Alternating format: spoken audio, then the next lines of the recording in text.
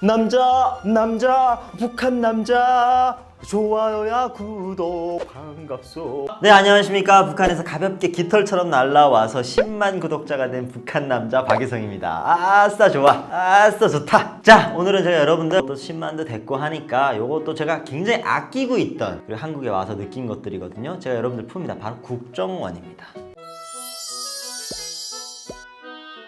대한민국 국정원 뭐 정보력이 대단하다, 많은 사람들이 그렇게 얘기를 하잖아요. 근데 전 실질적으로 느꼈어요. 느낀 게 뭐냐, 저희 어머니 쪽에 얘기를 좀 잠깐 하려면, 제가 이제 북한에 있을 때 저희 아버지가 이제 북한에서 하지 말아야 될 일을 했는데, 그게 뭐냐, 사람 찾기라고 해서 이제 한국에 있는 가족들, 6.25 때 헤어진 가족들을 찾아서 중국에서 이제 북한에 있는 가족들에서 이렇게 만나주는 거 했었어요. 그러니까 이산가족 찾기죠. 이산가족 상봉인데 그걸 개인이 한 거죠. 돈을 받고 꽤 짭짤했어요. 그래서 그걸 먹고 살다가 아버지도 이제 그게 이제 꼬리가 밟혀가지고 이제 한국까지 오게 됐는데, 아무튼 그런 식으로 이제 했을 때 저희 어머니가 함경남도 함흥 쪽에 사셨는데, 그때 이제 흥남에서 굉장히 많은 피난민이 발생해서 부산까지 왔잖아요. 그때 저희 그 중조 할아버지, 그러니까 어머니 할아버지가 이제 거기 사시다가 6.25가 터지고 나서 본인이 군대 가기 싫어가지고요 한국으로 내려옵니다. 근데 그 당시에 갓 결혼해가지고 애도 놓고, 그리고 가정도 있는 사람이 내려오거든요. 그 애가 저희 어머니예요. 저한테 이제 외할아버지죠. 굉장히 지금 상황이 복잡합니다. 여러분들 집중하고 들으셔야 돼요. 저희 외중조 할아버지, 그러니까 저희 어머니한테는 할아버지. 그리고 그때 자식을 놓고 갔기 때문에 저희 외할아버지는 아직까지 지금 살아 계시고요. 그래서 아무튼 그런 상황이었는데, 아버지가 이런 일을 하면서 한국에 우리 어머니 할아버지가 내려왔다는 사실을 다 알고 있으니까, 아버지가 이제 한국에서 이제 우레를 받아서 북한에서 한국 가족을 찾아서 중국에서 만나줄 때 한국에도 브로커가 있지 않았겠어요? 그 사람한테 저희가 부탁을 계속했습니다. 저한테 이제 중조 외할아버지를 찾아달라고. 근데 그 사람이 근 3년 동안 찾았는데 못 찾았어요. 왜냐하면 그 사람은 이름 하나, 나이밖에 모르고 그냥 찾거든요. 그렇잖아요. 그 사람이 한국으로 넘어와서 어디서 어떻게 살고 무슨 직종을 가지고 이름을 바꿨을지, 나이를 바꿨을지 어떻게 알아요? 그러니까 사진 한 장 들고, 그때 이제 그것도 6.25 때 젊었을 때 넘어갈 때 그 사진 하나 들고 찾아달라고 했는데 못 찾았어요. 그런데 중조 할아버지가 이제 한국으로 넘어와서 본인이 전쟁이 끝날 거라고, 곧 끝날 거라고 생각하고 이제 군대 가기 싫어서 북한군에 입대하라고 했으니까 그게 싫어서 내려온 거죠. 왜 내려왔냐? 우리 중조 할아버지가요 일제시대 때 와세대 건축학과를 나왔어요. 유학생이었어요. 사각모자 썼던 사람. 그러니까 중조 할아버지가 너무 깨있는 거예요, 세상이. 북한군에 입대하면 무조건 자기 죽을 거라고 생각한 거죠. 왜냐? 자기는 또 일본에 유학까지 갔다 왔기 때문에 최전방의 군대를 나갈 것이다, 이렇게 본인이 알아서 그냥 짐작해서 판단하고 한국으로 피신을 내려온 거죠. 그리고 나서 전쟁이 끊기면 올라간다. 왜냐하면 가족이 있고 자기 새끼가 있으니까 올라간다고 생각했는데 막혀버린 거예요. 못 올라온 거예요. 그래서 저희도 그게 이제 찾고 싶어서, 특히나 저희 할아버지가 아버지 보고 싶을 거 아니에요. 그래서 아버지가 살았는지 죽었는지 계속 물어봐가지고 저희 아버지도 계속 그걸 찾아주려고 노력했는데 못 찾았어요. 그건 몇 년 동안. 그러다가 어머니랑 저랑 대한민국에 왔죠. 국정원에 조사를 받는 과정에서 저희가 국정원에 오면 뭐 여러 가지 조사가 이루어지지만 어떤 것까지 조사를 하냐, 할아버지부터 중조 할아버지, 그 할아버지의 이름, 나이, 어디에서 살았고 어떻게 어디서 사라졌고 어디서 죽었고 다 얘기해야 돼요. 모든 걸 국정원에서 다 얘기해야 돼요. 심지어는 직계 가족이 아니라 내 주변에 보이지도원이 누구였고 안전원이 누구였고 몇 명 있었고 우체국이 어디에 있고 이런 지역까지, 사람들까지 다 얘기해야 됩니다. 국정원에서 그런 정보까지 다 수집해요. 그러다 보니까 제가 느낀 게, 와, 대한민국에서 이 국정원이라는 이런 곳이 그냥 있는 게 아니라 정보력이 어마무시하겠구나. 그리고 심지어는요, 제가 느낀 게, 국정원에서 와서 이 사람들은 저희한테 취조를 하잖아요. 취조를 할 때 모르는 걸 물어보진 않아요. 제가 느끼기엔 나에 대해서 다 알아요. 근데 아는데 네가 거짓말 하는지 안 하는지를 확인하는 거예요. 그래서 약간 뉘앙스에 어떻게 있냐, 유성아, 너네 네가 살던 곳에 뭐 이렇게 한 3층짜리 건물이 거기 쓰기 있지 않나? 정확한 명칭 얘기 안 해요. 그러면 3층짜리 그 건물이 있는데 거기서 뭐 그게 약간 뭐 동서쪽으로 있고 아무튼 그런 기억이 없니? 이러면 저도 몰랐던 게 생각나요. 도보이브 건물, 이렇게 얘기를 하는 거예요. 근데 이 사람들은 그게 무슨 건물이고 거기서 뭐 하는지 다 알아요. 그래서 제가 그 지역에서 정확하게 왔는지 확인하는 거예요. 그런 식으로 확인해요. 그래서 확인하다가 저희 어머니도 어쩔 수 없이 다 얘기해 버린 거예요. 자기 할아버지가 6.25 전에 군대 가기 싫어서 이렇게 내려왔고 이러이러한 사람이고 와세대 나왔고 건축가 나왔고 청진시의 어떤 건물을 설계한 것까지 저희가 알고 있거든요. 그것까지 얘기를 했는데, 독감방에서 저희가 한 일주일 정도 취조를 받는데, 그게 끝나고 나서 나올 때쯤에 저희 어머니한테 중조 할아버지 찾았는데 혹시 연락하고 싶냐고 얘기를 하는 거예요. 저희 어머니 아버지가 북한에 있을 때 여기 한국에 있는 브로커한테 그렇게 부탁해서 찾아달라고 했는데 못 찾았는데 국정원이요 일주일도 안 돼가지고요 만나보겠냐고. 근데 할아버지는 이미 돌아가셨고 그 할아버지가 자식을 4명을 놓고 지금 속초에 사는데 그 가족들이랑 만나보겠냐고. 진짜 너무 소름 돋았죠. 할아버지가 이제 내려와서 장가를 안 가시다가 이제 한국 전쟁이 끝나고 분단이 되고 남자 어떻게 혼자 살겠습니까? 또 워낙에 인물이 출중하셔가지고 줄선 여자가 또 그렇게 많았대.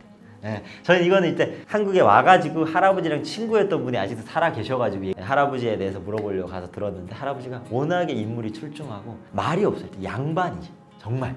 또 유학 출신이고 하니까 머리가 좋아가지고요. 뭐 딱 이렇게 하면 돈 벌 구멍 딱 생각해서 벌고 이래가지고 진짜 돈도 많았다는 거예요. 예, 그래서 옆에 사람들이 속초시 시장에 출마하라고 계속 얘기했는데 자기는 정치 안 한다. 왜냐? 한국이랑 북한이 통일되면 자기는 바로 간다고 그 자식들이 서울에 나와서 살자 그렇게 얘기했는데도 속초에서 마지막까지 있었다는 거예요.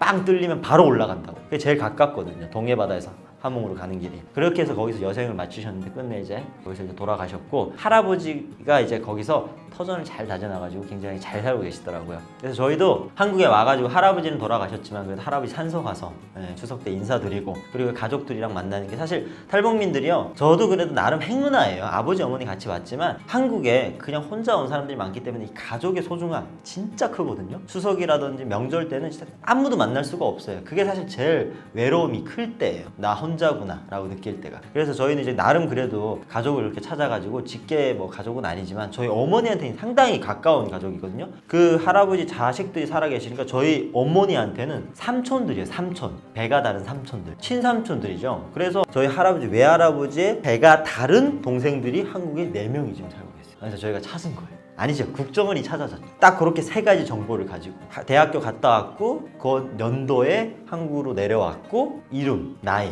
딱 얘기를 했는데 찾아준 거예요. 야, 근데 정말 이게 사실 저희 아버지도 태국에 있고 저희가 중국에 있을 때도 전화 통화를 했어요. 너네 국정원에 와서 거짓말하면 정착금이라고 해서 이제 정부에서 우리한테 나오는 돈이 있어요. 끊긴다. 다 못 받을 수도 있다. 그러니까 최대한 솔직하게 얘기해라. 최대한 솔직하게 얘기해라 이랬는데 제가 솔직하게 얘기하다가 보면 그러니까 저도 사실은 해령이라는 곳 그리고 제가 왔다 갔다 한 곳에만 알고 사실 다른 데 지역을 잘 모르잖아요. 제 주변에 있는데 국정원이 그것까지 알아서 저한테 기억이 나게끔 설명해 주는 거예요. 그럴 때 소름이 돋는 거야. 와 맞다. 거기 맞아요. 거기 열차들이 안 쓰는 열차들이 거기 엄청 많이 세워져 있어요. 이렇게 그냥 내가 주변을 확 내 입으로 그냥 설명하게끔 그렇게 얘기를 하게끔 다 유도를 하는 거예요. 와 여기다 거짓말 했다가는 진짜 와 우리 집에 팬티 몇 장 있는 것까지 이 사람들은 다 할 것 같다라는 느낌이 드는 거야. 진짜 와 정말 놀라웠어요. 저는 사실 그때 와서 대한민국이 좀 약간 섬뜩했어요. 어떻게 이렇게 다 알고 있지? 남북이 다 단절이 되고 있는데 국정원이 이 정도로 알고 있으면 북한에 있는 사람들도 알고 있는 거 아닌가? 라는 어떤 반대 의문도 생기고 국정원의 이 정보력이요 사실 뭐 어떤 방법으로 알았는지 모르겠지만 제가 거기서 얘기를 하고 그 사람들이 그래 확인하는 거 느꼈을 때는 100% 제가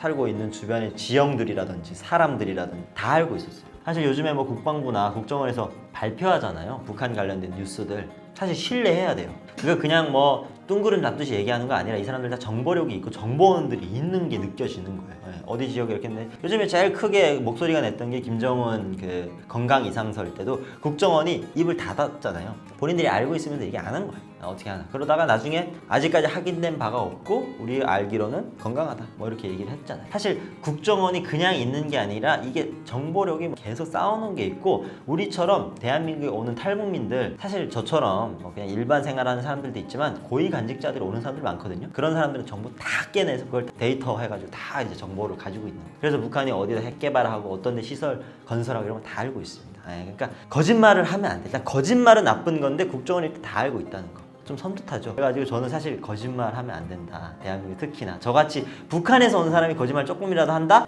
오해받기가 크기 때문에 항상 솔직하려고 노력합니다. 여러분들 솔직해요. 제가 중간중간에 사실 저번에도 뭐 연도수라든가 이런 거는 제가 거짓말 하는 게 아니라 헷갈리는 거예요. 이거는 기억의 왜곡과 오래됐기 때문에 이거는 거짓말 하는 게 아니라 기억이 그때 기억이 3년이었는지 5년이었는지 이런 것들이 그냥 헷갈리고 숫자가 생각이 안 나는 거예요. 여러분들 9년 대사 때 배운 숫자 다 생각납니까? 안 나잖아요. 저도 그렇습니다. 그러니까 그런 거 너무 오해하지 마시고 색안경 끼고 보지 말아주셨으면 좋겠습니다. 모르죠. 북한 사람들은 사실 안기부라는 곳이 있는데 여기는 정보를 취재하는 곳이 아니라 사람들을 고문하는 곳이라고 알고 있습니다. 그래서 안기부라는 그 단어와 그리고 거기서 하는 일에 대해서 안 좋은 것들을 북한에서 계속 교육하고 알려줍니다. 그렇다 보니까 북한 사람들이 안기부라는 곳 한국에 있고 거기에는 이제 많은 사람들을 죄 없는 사람들을 가져다가 죄 있게 만들어서 내보내고 이런 데라는 걸 알고 있는데 그거를 반대로 북한이 보위부가 똑같이 하고 있어요. 똑같이 하고 있습니다. 보이브에 그냥 걸어서 들어갔다가 걸어서 못 나와요. 걸어 들어갔다가 기어 나오거나 실려 나옵니다. 그런 곳이에요. 죄 없는 사람들도 들어가서 죄 있다라고 말을 해야 나올 수 있고 목숨을 이제 연장할 수 있는 그런 곳이에요. 북한의 각 도시군마다 보이부가 있습니다. 하지만 그거보다 이제 북한의 어떤 국정원이라고 할 수 있는 데가 이제 도보이부, 제일 높은 산하 기관인데 거기서는 사실 모든 정보를 다 취합해서 사실 뭐 한국이 예전에는 사이가 안 좋을 때는 이제 난파 간첩으로도 이제 보내고 다 이런 데 이제 그런 데서 다 기획을 하는 거죠. 네, 여러분들 오늘은 제가 가족을 찾아준 정말 기가 막히는 이 국정원 정보통에 대해서 여러분들한테 꼭 말씀을 드리고 싶었고 저도 그래서 또 국정원 덕분에 대한민국 덕분에 한국에 와서 새로운 가족이 생겼습니다. 좀 있으면 저희가 또 그 가족들 중에 한 분이 결혼도 하거든요. 네, 그래서 결혼식도 가고 이러니까 너무나도 이제 행복한 그런 생활을 하고 있습니다. 그러니까 여러분들 오늘 컨텐츠도 재밌으셨다면 좋아요, 구독 꼭 눌러주시고 다음에 뵙겠습니다. 안녕히 계세요.